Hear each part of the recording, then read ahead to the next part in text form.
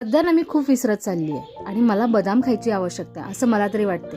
आणि आत्ता वाजले सकाळचे 6 आणि आम्ही आलो होतो रनिंगसाठी. आणि ते छान वाटतं रनिंग करण्यासाठी.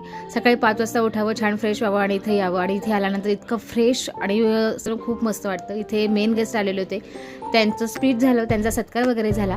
आणि हे जे साबुदाणा आहे ना, तो चतुर्थीपासून माझ्या फ्रीजमध्ये पडलेला होता. त्यासाठी मी बटाटे सुद्धा उकडून ठेवले, पण सध्या इतकं ऊन तापतंय ना की करायचीच इच्छा होत नव्हती. आणि बटाटे उकडून ठेवले आणि आदिराला शाळेत जायची वेळ झाली, म्हणून मग मी ते बटाटे फ्रीजमध्ये ठेवले. आणि मी चक्क विसरून गेली. 3-4 दिवसानंतर मला आठवलं की अरे बापरे, बटाटे उकडलेले आहेत, साबुदाणा सुद्धा आहे. मग आता याचं करायचं काय? आणि आत्ता वाजलेले होते तर दुपारचे 12. म्हटलं एवढ्या उन्हाचं आता काय करावं, म्हणून खालीच उकडलेल्या साबुदाण्यामध्ये मी बटाटा खिसून जो आहे तो टाकला, उकडलेला बटाटा खिसून टाकला, थोडंसं तिखट टाकलं, मीठ टाकलं आणि जो साबुदाणा आहे तो वाफवून घेतला आणि चकल्या पाडून घेतल्या, त्याही घरातल्या घरात.